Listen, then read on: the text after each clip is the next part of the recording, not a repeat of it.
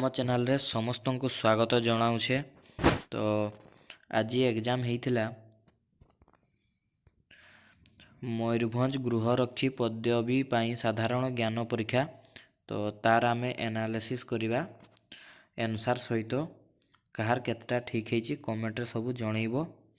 ତ ଆମ ଚ୍ୟାନେଲ୍ ନାମ ହେଉଛି ଇନ୍ସପାୟାର ଜ୍ଞାନପିକ୍। ତ ଯିଏ ବି ନୂଆ କରି ଆସୁଛ ତ ଚ୍ୟାନେଲକୁ ସବସ୍କ୍ରାଇବ୍ କରି ରଖ, କାହିଁକିନା ଏମିତି ସବୁବେଳେ ଆମ ଚ୍ୟାନେଲରେ ଅପଲୋଡ଼ ହେଉଥାଏ, ଆପଡ଼େଟ୍ ସବୁ ମିଳୁଥାଏ ଆମ ଚ୍ୟାନେଲରେ। ତ ଲେଟ୍ କରିବାନି, ଫାର୍ଷ୍ଟ କ୍ୱେଶ୍ଚନ୍ ହେଉଛି, ତ କ୍ୱେଶ୍ଚନ୍ କହିବା ଆଗରୁ ଆଉ ଗୋଟେ କଥା, ଏକ୍ଜାମ୍ଟି 40 ମାର୍କର ହେଉଥିଲା। ତ 40 ମାର୍କର ହେଉଥିଲା, କିଏ କେତେ ମାର୍କ ରଖିଛି କମେଣ୍ଟ ସବୁ ଜଣେଇବ। ତ ଆମ ଫାର୍ଷ୍ଟ କ୍ୱେଶ୍ଚନ୍ ଥିଲା ମୟୂରଭଞ୍ଜ ଜିଲ୍ଲାରେ କେତୋଟି ବିଧାନସଭା କ୍ଷେତ୍ର ଅଛି? ୟାର ଆନ୍ସର୍ ହେବ 9। ମୟୂରଭଞ୍ଜ ଜିଲ୍ଲାରେ କେତୋଟି ବିଧାନସଭା କ୍ଷେତ୍ର ଅଛି? 9ଟି ବିଧାନସଭା କ୍ଷେତ୍ର ଅଛି। 2 ନମ୍ବର କ୍ୱେଶ୍ଚନ୍ ହେଉଛି,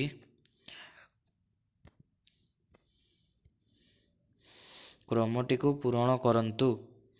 1, 2, 3, 4, 5, 8, 13। 2 ନମ୍ବରର ସଠିକ୍ ଆନ୍ସର୍ ହେବ 21। ସେମିତି 3 ନମ୍ବରରେ କ୍ୱେଶ୍ଚନ୍ ଅଛି, ମୟୂରଭଞ୍ଜ ଜିଲ୍ଲାରେ କେତୋଟି ବ୍ଲକ୍ ଅଛି? କେତୋଟି ବ୍ଲକ୍ ଅଛି? 26ଟି। ଆଶା କରୁଛି ଆପଣମାନେ ଠିକ୍ କରିଥିବେ। ତ 4 ନମ୍ବରରେ ସେମିତି ଅଛି କ୍ୱେଶ୍ଚନ୍, ଉତ୍କଳମଣି ରୂପେ ଭାବେ କିଏ ପରିଚିତ? ଏଇଟା ତ ସବୁଠୁ ସାଧା କ୍ୱେଶ୍ଚନ୍, ଜାଣିଥିବ ସମସ୍ତେ, ଗୋପବନ୍ଧୁ ଦାସ।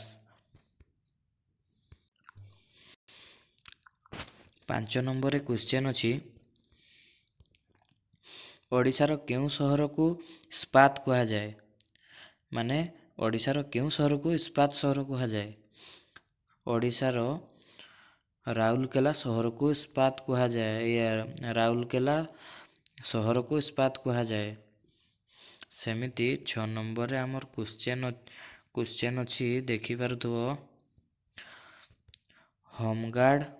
ହୋମଗାର୍ଡ ବାହିନୀର ମୁଖ୍ୟ ଆଦର୍ଶ ବାକ୍ୟବ୍ୟ ମୂଳ ମନ୍ତ୍ର କ'ଣ? ୟାର ସଠିକ୍ ଆନ୍ସର୍ ହେଉଛି ନିଷ୍କାମ ସେବା। ନିଷ୍କାମ ସେବା। ସେମିତି 7 ନମ୍ବରରେ ତ ଆହୁରି ଇଜି କ୍ୱେଶ୍ଚନ୍ ଦେଇଛି। 7 ନମ୍ବରରେ କ୍ୱେଶ୍ଚନ୍ ଦେଇଛି, 1 ମିଟର କେତେ ସେଣ୍ଟିମିଟର ସହିତ ସମାନ? ଏଇଟା ତ ସମସ୍ତେ ଜାଣିଥିବ, 100 ସେଣ୍ଟିମିଟର। 1 ମିଟର ଯେ 100 ସେଣ୍ଟିମିଟର ସହିତ ସମାନ। ସେମିତି 8 ନମ୍ବରରେ ଦେଇଛି, ବନ୍ଦେ ଉତ୍କଳ ଜନନୀର ରଚୟିତା କିଏ? ବନ୍ଦେ ଉତ୍କଳ ଜନନୀର ରଚୟିତା ହେଉଛନ୍ତି ଲକ୍ଷ୍ମୀକାନ୍ତ ମହାପାତ୍ର। 9 ନମ୍ବରରେ ସେମିତି ଅଛି,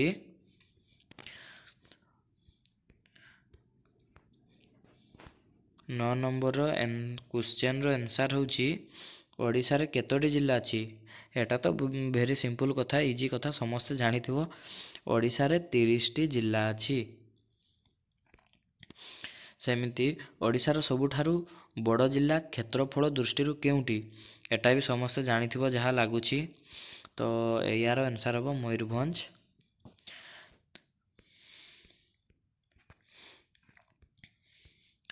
କେଉଁ ଜିଲ୍ଲାକୁ ଓଡ଼ିଶାର ଭାତହାଣ୍ଡି କୁହାଯାଏ? କେଉଁ ଜିଲ୍ଲାକୁ ଓଡ଼ିଶାର ଭାତହାଣ୍ଡି କୁହାଯାଏ? ୟାର ସଠିକ୍ ଆନ୍ସର୍ ହେବ ବରଗଡ଼। ସେମିତି 12 ନମ୍ବରର କ୍ୱେଶ୍ଚନ୍ର ଆନ୍ସର୍ ହେଉଛି, ଓଡ଼ିଶା କେବେ ସ୍ୱତନ୍ତ୍ର ପ୍ରଦେଶ ହେଲା? ୟାର ଆନ୍ସର୍ ହେଉଛି 1936 ଏପ୍ରିଲ 1। ସଠିକ୍ ଆନ୍ସର୍ 1936 ଏପ୍ରିଲ 1। ସେମିତି 13 ନମ୍ବର ହେଉଛି, ଉତ୍କଳ ଗୌରବ ଭାବେ କିଏ ପରିଚିତ? ଏଟା ବି ସମସ୍ତେ ଜାଣିଥିବ, କାହିଁକିନା ଉତ୍କଳ ଗୌରବ ଭାବେ ମଧୁସୂଦନ ଦାସ ପରିଚିତ। ସେମିତି 14 ନମ୍ବର କ୍ୱେଶ୍ଚନ୍ର ଆନ୍ସର୍ ହେଉଛି, ଭାରତର କ୍ଷେତ୍ରଫଳ ଦୃଷ୍ଟିରୁ ସବୁଠାରୁ ବଡ଼ ରାଜ୍ୟ କିଏ? ଭାରତର କ୍ଷେତ୍ରଫଳ ଦେଖିବା ପାଇଁ ଗଲେ ରାଜସ୍ଥାନ ସବୁଠୁ ବଡ଼ ରାଜ୍ୟ।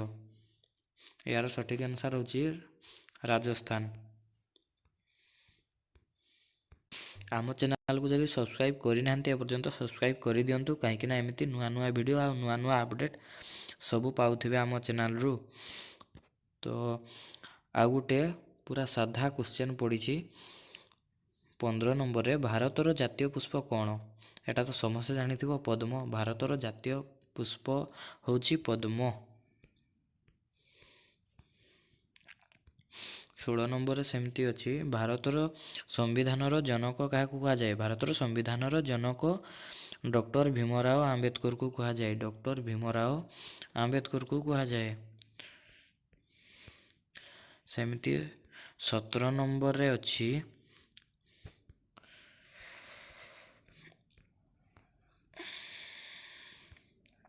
17 ନମ୍ବରରେ ଅଛି, ଷ୍ଟାଚ୍ୟୁ ଅଫ୍ ୟୁନିଟି କାହା ପାଇଁ ନିର୍ମିତ?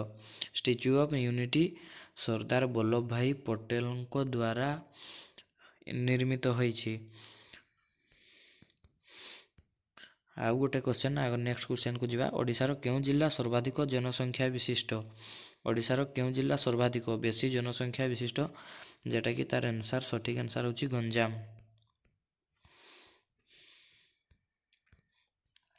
ଭାରତର ଲୋକସଭାର ଆମାନ ସଂଖ୍ୟା କେତେ? ଭାରତର ଲୋକସଭାର ଆମାନ ସଂଖ୍ୟା ହେଉଛି 543। କେତେ ନା 543 ସଠିକ୍ ଆନ୍ସର୍। ସୂର୍ଯ୍ୟଙ୍କ ଠାରୁ ଆମେ କେଉଁ ଭିଟାମିନ୍ ପାଇଥାଉ? ସୂର୍ଯ୍ୟଙ୍କ ଠାରୁ ଆମେ ଭିଟାମିନ୍ ଏ ପାଇଥାଉ। ଓଡ଼ିଶାର ସର୍ବୋଚ୍ଚ ପର୍ବତ ଶିଖର ନାମ କ'ଣ?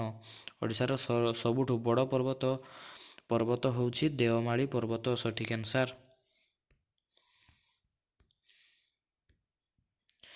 ଏକ ବର୍ଷରେ କେତୋଟି ସପ୍ତାହ ଥାଏ? ଏକ ବର୍ଷରେ 52ଟି ସପ୍ତାହ ଥାଏ।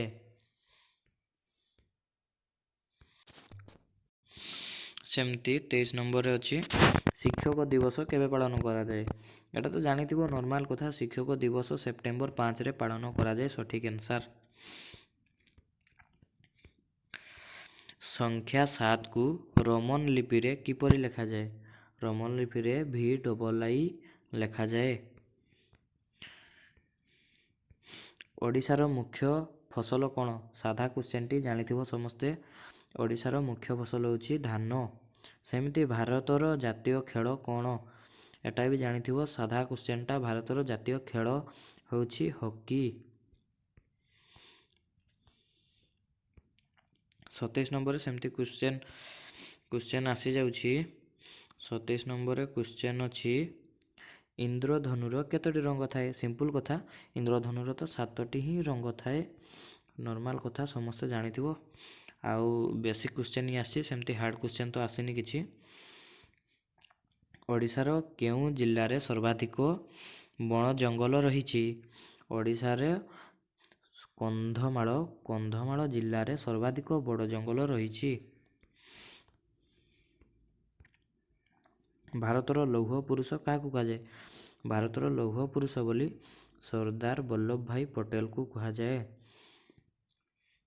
ସେମିତି 30 ନମ୍ବରରେ ଅଛି, ରାସ୍ତା ସୁରକ୍ଷା ନିୟମ କାହା ପାଇଁ ଉଦ୍ଦିଷ୍ଟ? ରାସ୍ତା ସୁରକ୍ଷା ନିୟମ ଗାଡ଼ି ଚାଳକ, ପାଦଚାଲ ଯାତ୍ରୀ, ପୋଲିସ ପାଇଁ ଉଦ୍ଦିଷ୍ଟ। ଏଇଟା ତାର ସଠିକ୍ ଆନ୍ସର୍, ଅପସନ୍ ସି।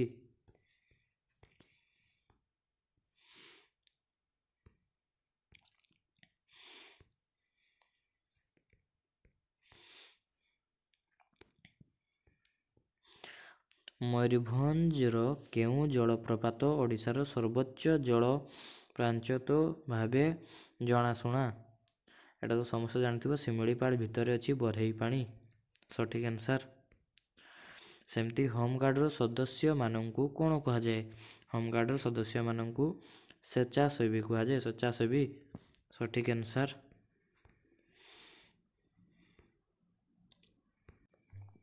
ଉଦ୍ଭିଦ କେଉଁ ଅଂଶ ଦ୍ୱାରା ଶ୍ୱାସକ୍ରିୟା କରିଥାଏ?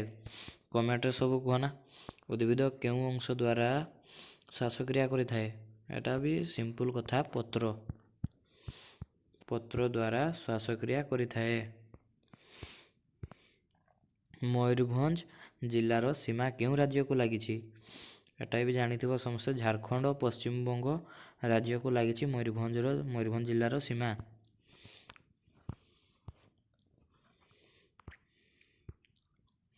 ପୋଲିସ ସାହାଯ୍ୟ ପାଇଁ ଜରୁରୀକାଳୀନ ହେଲ୍ପଲାଇନ୍ ନମ୍ବର, ଏଟା ବି ସମସ୍ତେ ଜାଣିଥିବ 112, ସଠିକ୍ ଆନ୍ସର୍ 112। ଓଡ଼ିଶାର କେଉଁ ଜିଲ୍ଲାରେ ଚାନ୍ଦିପୁର କ୍ଷେପଣାସ୍ତ୍ର ପରୀକ୍ଷଣ କେନ୍ଦ୍ର ଅବସ୍ଥିତ? ଏଟା ବି ସମସ୍ତେ ଜାଣିଥିବ, ସିମ୍ପଲ୍ କଥା, ବାଲେଶ୍ୱରରେ। ଚାନ୍ଦିପୁର କହିଲା ମାନେ ବାଲେଶ୍ୱରରେ ହିଁ ଚାନ୍ଦିପୁର ଅଛି। ତ କ୍ଷେପଣାସ୍ତ୍ର ପରୀକ୍ଷଣ କେନ୍ଦ୍ର ଅବସ୍ଥିତ ବାଲେଶ୍ୱରରେ, ସଠିକ୍ ଆନ୍ସର୍। ନେକ୍ସଟ କ୍ୱେଶ୍ଚନକୁ ଯିବା। ତ 37 ନମ୍ବର। ତ ଓଡ଼ିଶାର କେଉଁ ଜିଲ୍ଲା କ୍ଷେତ୍ରଫଳ ଦୃଷ୍ଟିରୁ ସବୁଠାରୁ ନ୍ୟୁନତମ? ୟାର ସଠିକ୍ ଆନ୍ସର୍ ହେଉଛି ଜଗତସିଂହପୁର। 38 ନମ୍ବରରେ ସେମିତି ଅଛି କ୍ୱେଶ୍ଚନ୍, 10 ମିଲିମିଟର କେତେ ସେଣ୍ଟିମିଟର ସହିତ ସମାନ? ୟାର ଆନ୍ସର୍ ହେଉଛି 1 ସେଣ୍ଟିମିଟର ସହିତ ସମାନ। ୟାର କରେକ୍ଟ ଆନ୍ସର୍ ହେଉଛି 1 ସେଣ୍ଟିମିଟର। ସେମିତି 39 ନମ୍ବରରେ ଅଛି, ଯଦି 13ଟି କଲମର ମୂଲ୍ୟ 143 ଟଙ୍କା ହୁଏ ତେବେ 11ଟି କଲମର ମୂଲ୍ୟ କେତେ? ୟାର ସଠିକ୍ ଆନ୍ସର୍ ହେଉଛି 121 ଟଙ୍କା। 121 ଟଙ୍କା, ୟାର ସଠିକ୍ ଆନ୍ସର୍ ହେଉଛି 121 ଟଙ୍କା। ତ ଲାଷ୍ଟ କ୍ୱେଶ୍ଚନକୁ ଯିବା। ତ ଲାଷ୍ଟ ଅଛି, ନିମ୍ନଲିଖିତ ମଧ୍ୟରୁ କେଉଁ କ୍ଷେତ୍ରରେ ହୋମଗାର୍ଡ ସାହାଯ୍ୟ କରିଥାନ୍ତି? ୟାର ଆନ୍ସର୍ ହେଉଛି ଟ୍ରାଫିକ୍ ନିୟନ୍ତ୍ରଣ, ନିର୍ବାଚନ ପରିଚାଳନା, ମେଳା ଓ ମହୋତ୍ସବର ଶାନ୍ତିରକ୍ଷା। ଇଏ ହେଉଛି କିଛି ଆଜି ଏକ୍ଜାମ୍ ହେବାର ତାର କ୍ୱେଶ୍ଚନ୍ ଆନ୍ସର୍। ତ ସମସ୍ତଙ୍କୁ ଧନ୍ୟବାଦ, ଆଉ ଆଶା କରୁଛି ସମସ୍ତେ ଏକ୍ଜାମ୍ରେ ଭଲ ମାର୍କ ରଖିଥିବେ। ଆଉ କାହାର କେତେଟା ଠିକ୍ ହେଲା କମେଣ୍ଟରେ ଜଣାନ୍ତୁ। ତ ଥ୍ୟାଙ୍କ ୟୁ। ଆଉ ଆମ ଚ୍ୟାନେଲକୁ ଯଦି ସବସ୍କ୍ରାଇବ୍ କରିନାହାନ୍ତି ତାହେଲେ ସବସ୍କ୍ରାଇବ୍ କରି ବେଲ୍ ନୋଟିଫିକେସନ୍ ଅନ୍ କରିଦିଅନ୍ତୁ, କାହିଁକିନା ଏମିତି ନୂଆ ଭିଡ଼ିଓ ଆମର ଅପଲୋଡ଼ ହେଉଥାଏ। ତ ସବୁ ଅପଡ଼େଟ୍ ଆପଣମାନେ ଜାଣିପାରିବେ। Thank you.